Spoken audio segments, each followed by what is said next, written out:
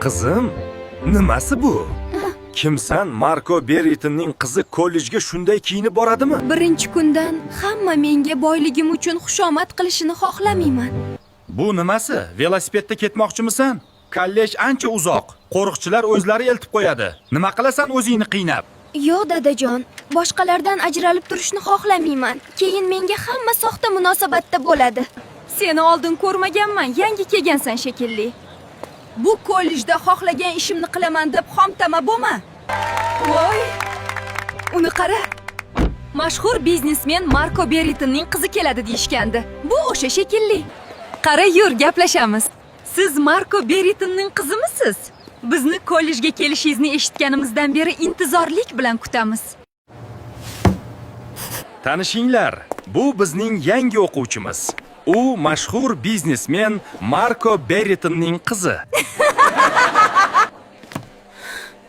O'rningni bilib o'tir, oyoq yalang.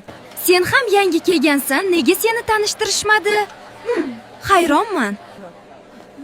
Darsda rosa asabimni buzding. Qara, bu seni avloddan avlodga o'tadigan taqinchog'ing-ku? O'g'irlab olibdimi? Bu o'zimniki. Buvim sovg'a qilgan.